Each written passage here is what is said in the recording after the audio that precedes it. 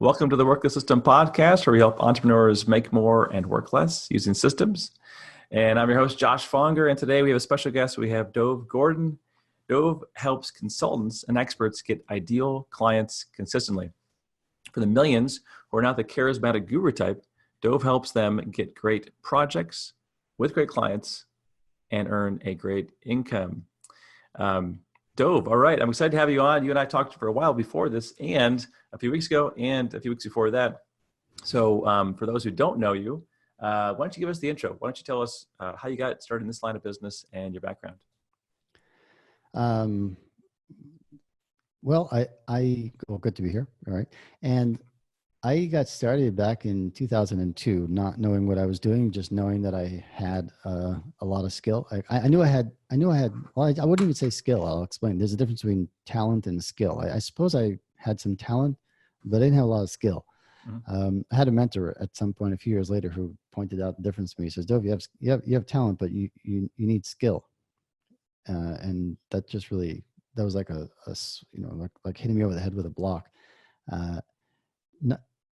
I guess it was disappointing at the time, but it really helped me understand what I need, what I was stuck on. So I had a lot of talent. I think, at least ability in terms of coaching, consulting. I knew I had a lot to offer. I'd been studying business since, age 13, discovering the business and self-help sections in the library. Mm-hmm. And I was trying to make it in my early 20s as a coach and consultant, having never had a real job. And I just, something led me to figure out I could become a business coach. I took a 2-year-long course in coaching, but you don't have to wait until you finish. I never even bothered getting the certificate. I went to learn skills. I went to learn what do I need to learn to start. And it did help me, learn one or two basic frameworks that I did get started with. The first 7 years were a real uphill slog. Had some good successes, lots of bloody noses, fell down many times, picked myself back up, trying to figure this out because I'm not the natural marketer, not the natural salesperson, but I do know that I have a certain valuable insight and perspective, but it just took a long time to figure out how to turn that into a business, how to turn it into consistent flow of clients. And over time, I came to realize what that actually is. And I think I got to the point where, now I'm at the point where I'm helping other consultants and experts, professional service firm owners who are really good at what they do. They don't necessarily consider themselves natural marketers or salespeople. They're not interested in putting themselves out as the charismatic guru type, but they have a lot to offer. They've probably mastered their craft, or at least they're very good at it, and they can offer a lot of value to ideal clients. They care. They're not just looking to make a sale. They actually care about their clients getting to an improved situation. And we're really able to help them simplify things and create that simple process, simple system that brings them ideal clients. And so here we are and work the system. So I want to drill into this a little bit more because I don't meet people who are coaches and consultants who've been doing it longer than me very often. And you're one of those. And so as someone who's not a natural marketer and as someone who's not a, you wouldn't say you're a guru in your own space yet, maybe an undercover guru. How did you survive those years? How did you survive and get clients, at that young age? I guess tenacity. At some point I had heard about the idea. I had thought of the idea of bringing business owners together to learn from each other. And someone mentioned that was a thing. I didn't make that up. Mm-hmm. So I did some research, and I came across these CEO peer groups, and I decided I was going to start one. The problem was I didn't even know what it was to have a business that was more than $1 million. I didn't know what it looked like. I remember asking one of my early clients who had been in business many years longer than me. I remember asking this question. I felt a little silly, but I asked him, I said, so how many employees would a business that have $1 million have in sales have? And he says, well, he was very nice. Because he respected me for what I could bring, but he also knew where I was. He understood that. And, he explained to me that it really depends on the business. And as soon as I heard that, I realized, well, that was not the most educated question, but thank you. I appreciate that you didn't make it so obvious in answering. Of course, it depends on the business, right? It could be, 1, 2, 3 people, or it could be, many, it could be more people. Mm-hmm. So so then, I mean, it was tenacity. And eventually I was leading a CEO peer advisory group with CEOs of companies doing between 10 and 150, even $200 million in sales. They're meeting once every, I think we met 10 times a year over several years. I did manage to get my foot into some really good doors. People, other consultants, they were really surprised. Like, how did you get to the CEO of that company? Like, how did you get in? How'd you get a meeting with them? And what I didn't really understand how to do still was how to actually sell. So I was inviting them for 1 or 2 free meetings to try it. And then the goal being that they'd pay for an annual membership, but I wasn't charging enough. And then it could take months and months until they had their 2 trial meetings because, oh, I'm coming this time, but I can't come the next 2 times because I've got a board meeting or I'm traveling or whatever it might be. And it was just too long a sales cycle for too little money. I did get clients, like projects from it, but it wasn't enough. It wasn't as much or as easy as I thought. And over time, I started to figure out what I was doing wrong. And as I started to have a little bit more success with that, I also realized it was time to shift my focus. And I did shift back in about 2008, 2009, 2010. I forget exactly when it was offhand. For the last 10 years or so, I've been focused on working with, on helping consultants who are good at what they do to get ideal clients consistently. And it's very much about doing less, more simplified, and more relationships. The answer is not always in the online stuff. Okay. So what is that process? So let's just say you are a coach consultant struggling. Is there like a sequence of things you should be doing on a consistent basis that is your recipe? Well, I like to start more from how do we think about it and then what to do, because there are so many people out there telling us, well, do this, do that, do that. The problem with that is that everybody's situation is a little bit different, sometimes very different. Mm-hmm. And if I'm following your recipe, it just may not work so well for me. It's not like, we're not talking about something as simple or as basic as flipping a light switch. You know, you say, hey, Dov, if you flip the switch like this, it goes on. And I flip the switch, great, it goes on. We're talking about skills that are more nuanced. They require practice, right? Even leading a sales conversation, I can tell you what to do. But if I teach you, I could say this, here are these scripts, say these things in a sales conversation. But that will only get you so far. If I help you understand the thinking, understand why you say something like this, then I've really given you a gift. I've really helped you, because that will stay with you forever. So rather than what to do, let's start with how do you think about it? And then I think a lot of the what to do will become clearer. So what I came to understand at some point was that in order for my ideal client to go from total stranger, never heard of me, to happy to pay me well and fairly for my coaching or consulting, they ask and need answers to 3 questions. And if I can help them answer yes, yes, and yes to those 3 questions in order, the order matters, then they would happily pay me. Mm-hmm. And, you know, we talk about what's the purpose of a marketing funnel? What's the purpose of a marketing system, right? Marketing and selling system. And most people will tell you, well, the purpose of a marketing funnel or system is to fill your pipeline with leads, to close deals, to get deals, you know. And that's all true, but that's an oversimplified explanation, because it doesn't help me know what to do next.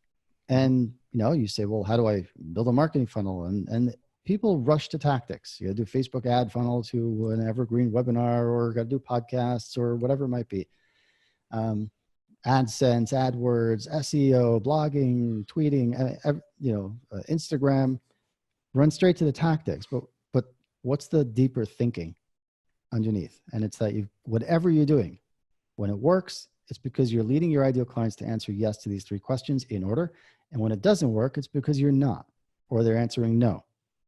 Because every tactic could work and every tactic could fail, right? I mean, you've seen that, right? Mm-hmm. Yeah. Cold calling could work and cold calling could fail.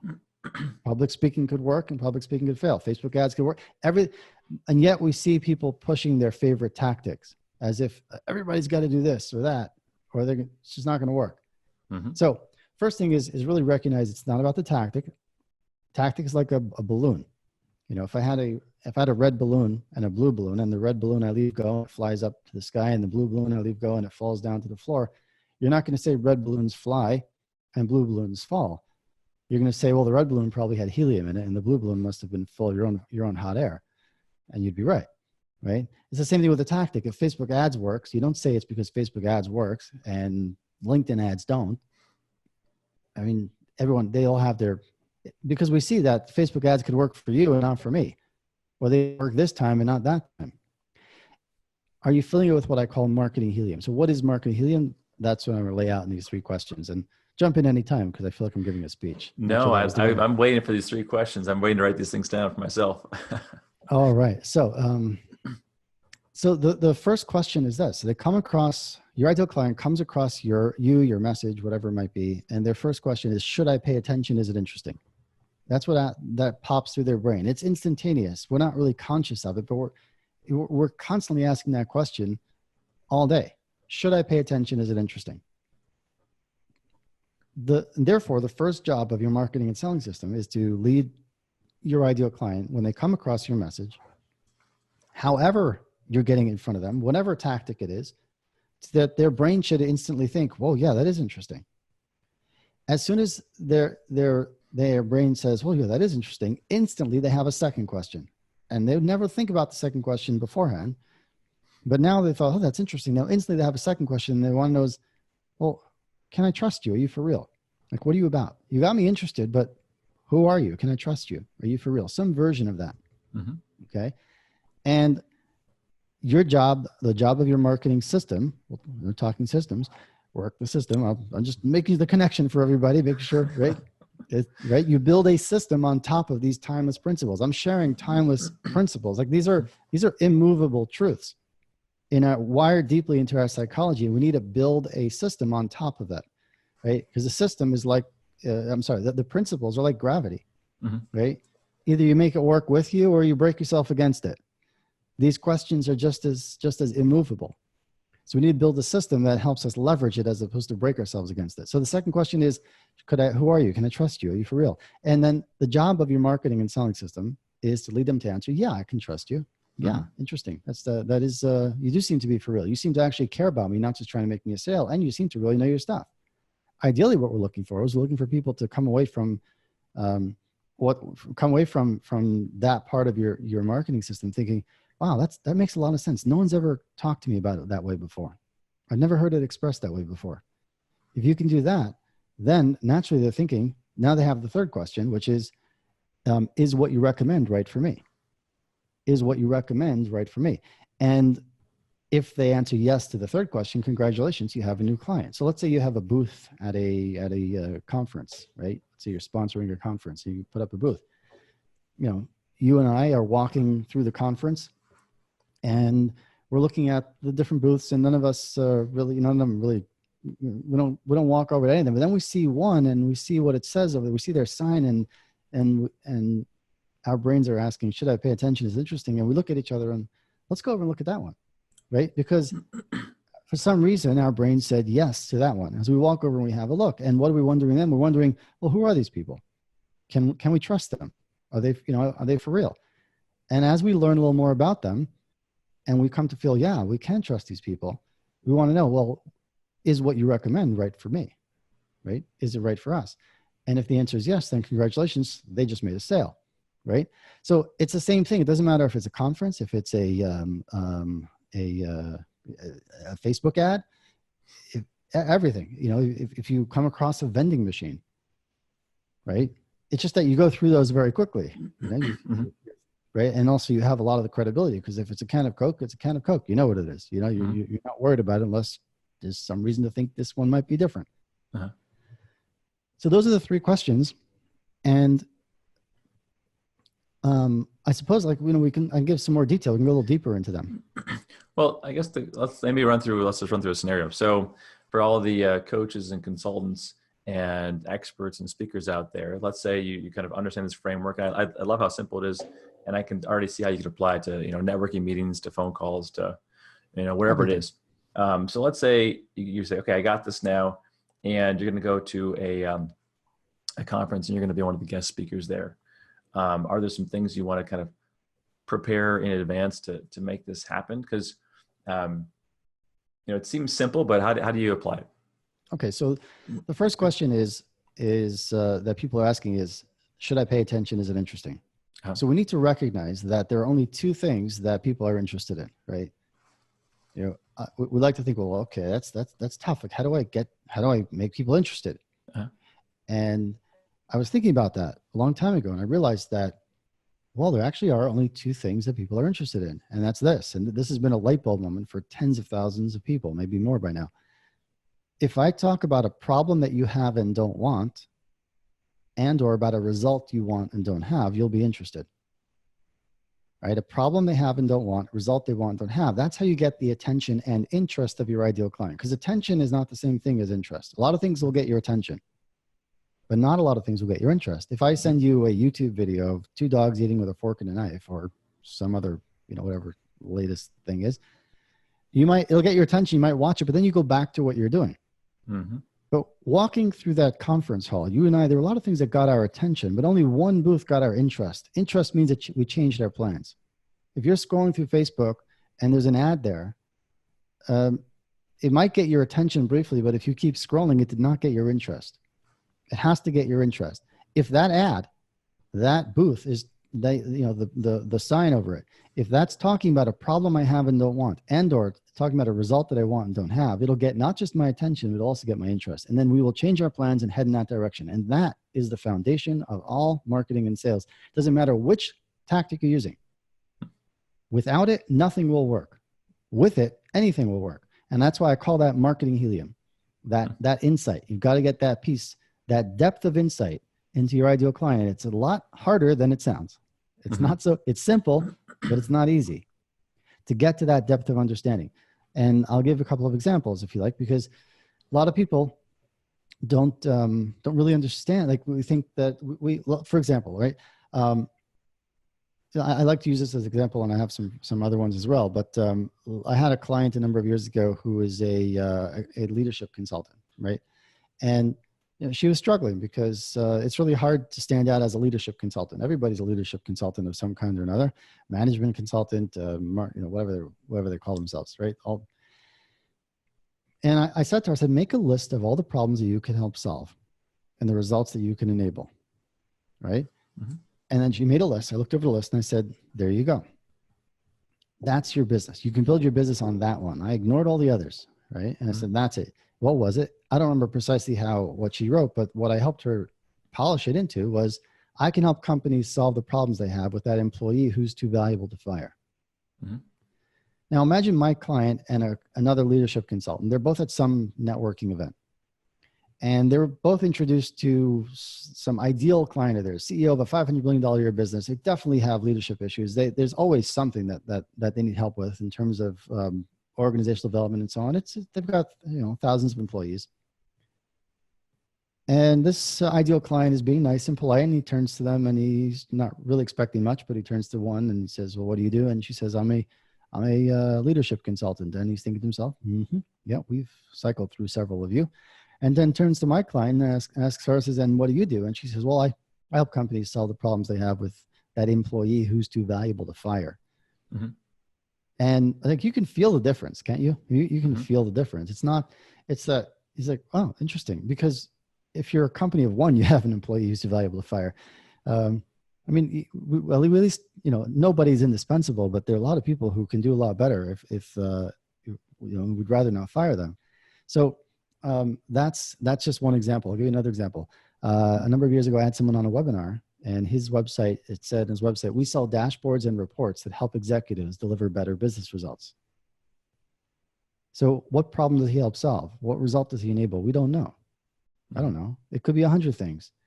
And now imagine his ideal client is Joe CEO, same guy, $500 million a year business. And he just spent millions of dollars, I don't know, $5 million putting in some new enterprise software program. And he's frustrated. He wakes up in the morning and he's still really annoyed because it's been working with this for a few weeks, and I still can't get this data I need to make these difficult pricing decisions or whatever it is. He walks out his front door. Two scenarios. Scenario number one, well, in both scenarios, you have a billboard right opposite his front door, right? Scenario number one, your billboard says, we sell dashboards and reports that help executives deliver better business results. He's not even going to notice it. He will not notice it because his brain is subconsciously asking, should I pay attention to this? Is it interesting? And the brain goes, no. Mm-hmm. He doesn't even notice it. Walks to his car, drives to the office, didn't even notice it. Your money's wasted. Second scenario, your billboard says, we help you get the data you need from that multi-million-dollar information system so you can make difficult pricing decisions. Mm-hmm. So he's going to first pick his jaw up off the floor because you've just entered the conversation going on in his mind with a precision that nobody else does. And we'll address the specificity in a minute. Uh-huh. And he's going to be on the phone with your company before his rear end hits the seat of his car. Again, you can feel the difference with the powerful messaging. Why is it so powerful? It's because I'm speaking aloud the problem he has and doesn't want, the result he wants and doesn't have. Mm-hmm. And most people are afraid to be that specific. Now, we may not, that might be a bit of an extreme example, right? But it makes the point. So, I had a client who, let's see here, a client does business consulting. Go on. You want to ask? Well, yeah, I was going to ask you, how do you know how detailed to go? Because I think that probably in the back of people's mind is saying, well, my dashboard is actually, solve these 10 problems. And exactly. I really want to say, hey, it just helps with pricing. Right. And so would you recommend in that case, it probably depends, coming up with 10 different pages, 10 different billboards on 10 of your key problems, just seeing which one does the best because you don't really know? Very good question. And like you said, it really depends. There are different answers in different situations. It really could depend. But here's the guideline. I always forget his name, but there's a guy, he's quoted in a lot of direct marketing books. He said that good advertising enters the mind of the customer, enters the conversation going on in the mind of the customer, right? Mm-hmm. And I was thinking about that one day, and that's what led me to at least part of this clarity here. And that is that, well, what's the conversation going on in the mind of the ideal client? What is it? And I realized we're all thinking about a problem that we have and don't want, or about some result we want and don't have, a change we want and don't have, an experience we want and don't have. That's for thinking about all that. And the right level of specificity is to speak about it the way I'm thinking it. Because if you're too high, then I'm not going to notice you, because when you talk about dashboards and reports that help me deliver better business results, I'm not thinking about it that way. So I'm not even going to notice you.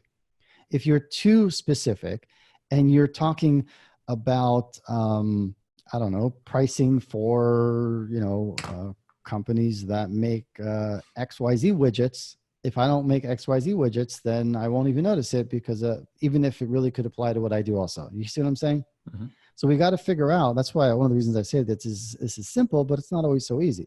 Mm-hmm. Right? Well, I think I'm taking a lot of notes. This is really great stuff. Hopefully those of you who are trying to get clients are seeing this or trying to at least think differently about your marketing. Let's jump on because of time. So let's dive in deeper on this second concept of, can I trust you? And are you for real? Now, are there certain components that would, because of course you want to be trusted. Now, what do you do? Yeah, well, this is where you really need to present your expertise in a way that leaves people feeling, wow, that's interesting. Like I said before, that's interesting. I haven't heard it. No one's really explained it to me quite like that. Now I get it. You've got to help people. If you sound like everybody else, then the problem is that people assume that you are like everybody else. And just like all those others couldn't help me, I'm still stuck. And even though I tried this and that and worked with this person and that person, I'm going to assume that you're like everybody else unless I come across you talking about the problem I have and don't want, the result I want and don't have in a way that I haven't heard before. Now that's difficult. It's not impossible, but it's tricky because again, there's nothing new under the sun. Mm-hmm. However, nobody has your experience. And if you're good at what you do, then you've earned your right to an opinion. And what you need to learn how to do is you need to learn how to share your experience, because there may be nothing new under the sun in leadership consulting, let's say. Mm-hmm. Okay. But it's your story in terms of like your experiences that enables you to talk about helping companies solve the problems they have with that employee who's too valuable to fire. And what you need to do is develop some of your, your authority, if we can say that, around that topic. And your ideal clients will get their attention and interest, and they're not going to think, oh, the only people that you can help me with are those that are too valuable to fire. They're, the people that want to fire, but I'm afraid to. They're not going to think that. They're going to realize that, wow, you really get me. You understand me. And that's the impact that you want. That leads them to feel, wow, I can trust you. Which is both about you as a person as well as you as an expert. I can trust you because of the way you're presenting your ideas. It's different from what I've heard. You've clearly thought this through. And again, if I learn some ideas from somebody, and we all learn ideas from somebody else, if I'm just copying them, mimicking them, parroting, what's the word? What's the word? Parroting. When you steal someone else's, plagiarizing. Plagiarism. Right? Yeah, I've been plagiarized. So then if I'm just doing that, I haven't lived it. But if I learn an idea from somebody, then I live it. I earn the right to talk about it in my way. And most people who are expert at what they do have lived it to some manner, which is why people who are just looking to figure out, oh, I'm going to go into this business because I'm going to make some money. If they don't have either a passion for the game of sales or making money, or a passion for the core expertise, they're going to have a really hard time. And we see people like that who they can go year after year after year and not really get anywhere because they're not really into it. Mm-hmm. So that's, yeah. So you build the trust. Now the last part, you can get all the way to number 3 and still not get the sale. So so it matches the recommendation.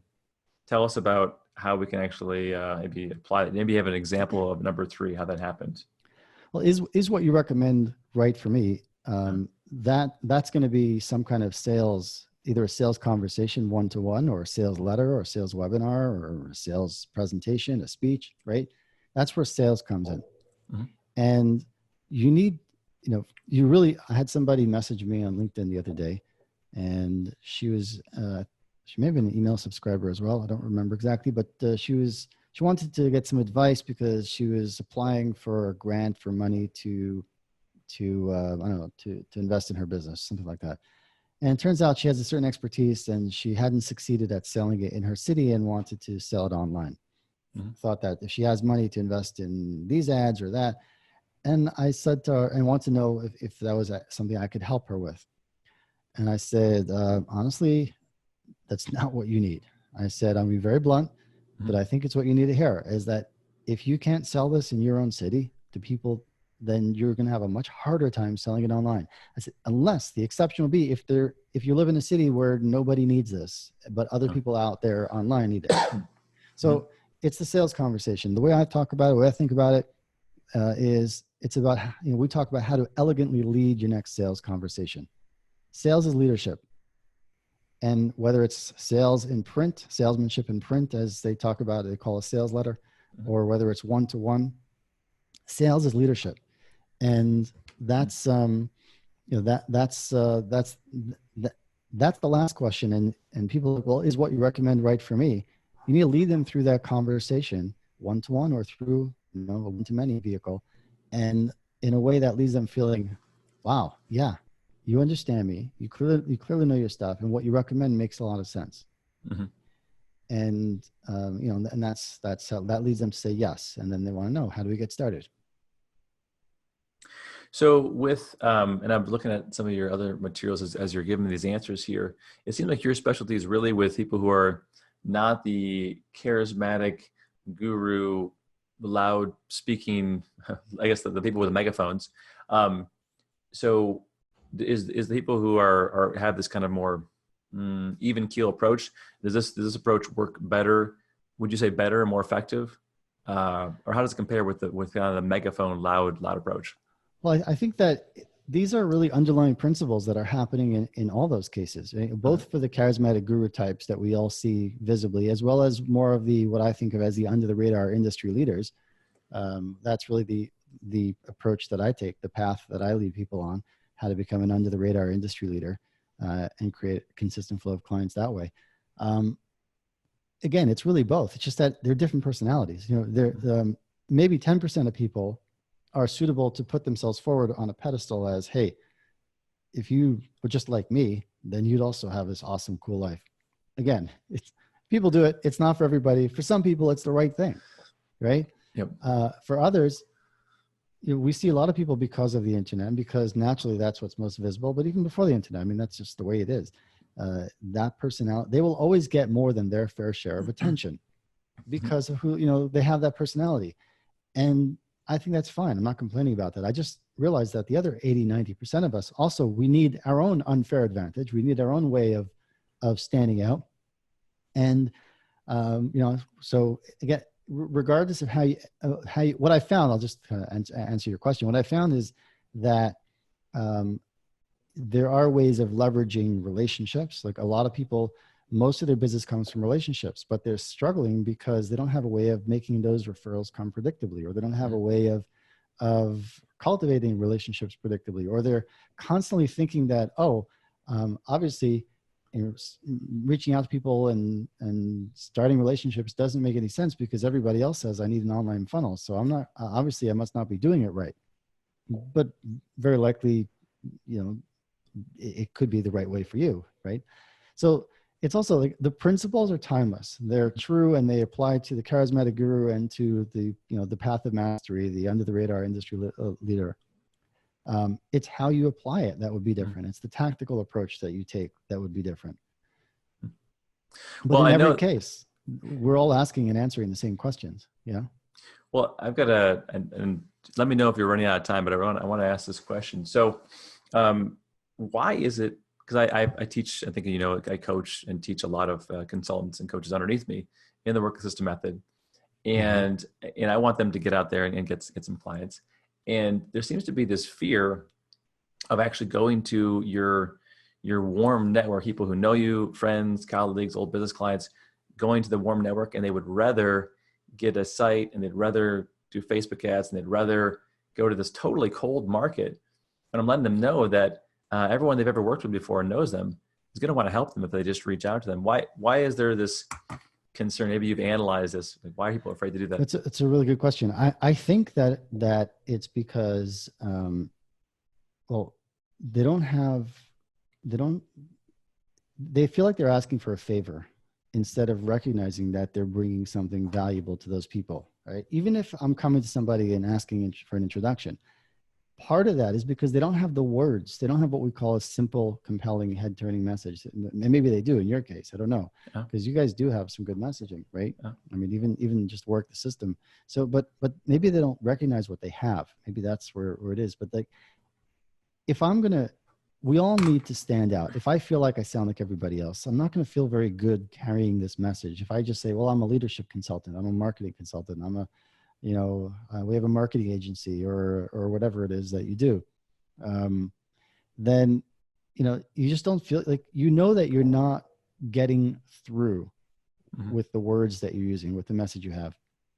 And it just feels, so you feel uncomfortable with it. So again, I'm not saying this is the answer in every case, but there probably is something to it because very few people feel like they have a message that they really get excited about. They really feel like, wow, that represents me. Well, I know we could go a long time with this, and maybe we'll chat again some other time. I'm sure we will. But before we go, what's one thing that I didn't ask you about, but I should have, that you think our audience of small business owners needs to hear? We can go long and long. One thing you didn't ask me about that. Look, I think small business owners need to know that if nobody told you that it's going to be really hard, then you need to know it's going to be hard. There are so many people who are out there telling us, oh, it's easy. It's not easy. Life is difficult. Running a business is very difficult. And we do tend to get in our own way. We do tend to make it more difficult. Ironically, or paradoxically, the sooner we accept the fact that it is difficult, the easier it gets. As long as we think that it shouldn't be so hard, or other people have it easier, they don't. You just don't see it. They're not sharing it with you. they don't have it easier. They have something that's really a big challenge for them right now. So expect that it's going to be hard. And why does expecting it that it's going to be hard make it easier? By the way, I mean, what was his name? If the road less traveled, right? M. Scott Peck. So he has this. Hold on, Life is Difficult. Have you ever read that? I have not read it. Sounds okay, good. Though. So it sold tens of millions of copies of The Road Less Traveled. I read like the first 50 or 60 pages of the book twice. I never could get past that, but those first 50 pages or so, it's a work of art. So this is the opening of his book. I just pulled it up on my computer. Life is difficult. This is a great truth, one of the greatest truths. It is a great truth because once we truly see this truth, we transcend it. Once we truly know that life is difficult, once we truly understand and accept it, then life is no longer difficult, because once it is accepted, the fact that life is difficult no longer matters. Now, here's what that means to me, my understanding of it. If I think that I'm going out for a walk in the woods, I might, change my shoes and put on a pair of sneakers. Okay. But if I go out there and I discover that this is not a walk in the woods, I'm actually meant to be mountain climbing in the icy rain. Yeah. That's going to be really difficult. Okay. So if I know that I'm heading out to go mountain climbing in the icy rain, I'm going to wear boots. I'm going to wear, I don't know what you wear in that situation because I'm not a mountain climber, but like there are things I'm going to wear. There's some preparation I'm going to take. There's some tools I'm going to bring. I don't know what I'm going to bring everything I have. Mm-hmm. And because I bring everything I have, it'll still be hard, but it will not be as difficult as if all I show up with is sneakers. And that's why when you fully accept that life is difficult, business is difficult, you're going to bring everything you have. You're going to make sure that that people try to do this on their own. You've got coaching, we've got coaching. For some reason, coaches and consultants think that they should be able to do it on their own, even though we're coming to other companies and saying, helping. You can't. None of us can do it on our own. We all need help. None of us can do it. You cannot. It's too difficult to do it on your own. And the sooner you accept that, the sooner you can be willing. You're going to have to spend a lot more money on help than you think you should have to. Mm-hmm. Get used to it. I mean, haven't you? Haven't you probably invested in more? Yeah, I'm invested with you. I mean, and I'm reaping the benefits. Oh, well, that's right not now. a lot. It's been great. You're in my, that's well, anyway, I have, but most people have. Mm-hmm. And so I guess, that's a long answer to your short question, but I think people need to know what it is. And that way you show up, when we show up prepared, and then it's a lot easier. No, I think that's a great insight. And hopefully that's comforting. I got the exact same insight reading 15 years ago. I read this book called Happiness is a Serious Problem. I think it's a Dennis Prager book. Okay. Anyways, and the whole idea is that you'll be happy if your expectations are below what reality is, but as long as your expectations are amazing and your reality is down here, you're always that delta, that difference is always going to lead to sadness. And so I don't know if I totally agree with this premise, but it was basically live a life as well as you can, but have zero expectations. And then you'll always have, it's kind of like a recipe for always being happy. It's interesting mm-hmm. thought. And I think you're kind of saying the same thing, is just expect it's going to be hard, because it is. And then you'll go into each day not like, oh man, I can't believe this happened. It's mm-hmm. like, of course it's going to happen. This is life. Just be ready for it. So I like that a lot. Well, good. So Dov, where can people find you and learn more about what you do and how you help out companies? Well, I talked about becoming an under the radar industry leader. And mm-hmm. I put up a short, it's 2 videos. The first about a 4-minute video, and then the next page, I think it's about 10 minutes. It's a mini training on how to become an under the radar leader in your industry. And that's a relationship-based strategy of creating a consistent flow of ideal clients. And anyone can go get it at dovgordon.net/work the system in honor of Work the System podcast, right? dovgordon.net/work the system. And that's where it's really good. It's concise, focused, and practical. Good.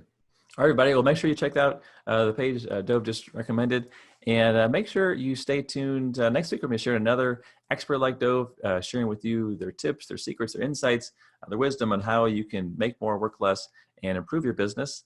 And also, if you found this helpful, leave us a review and then send us an image of that review to info@workthesystem.com. Once a week, we give away a free copy of that book right there behind me, Work the System. Of course, you can download it for free at workthesystem.com. But if you want a free copy mailed to you, we do mail out one a week. So just leave us a review and email it at info@workthesystem.com. All right. Thanks, Dov. Pleasure. And it is a good book. I read it a few years ago, long before I ever heard of you. Thank you. Thanks, Dov.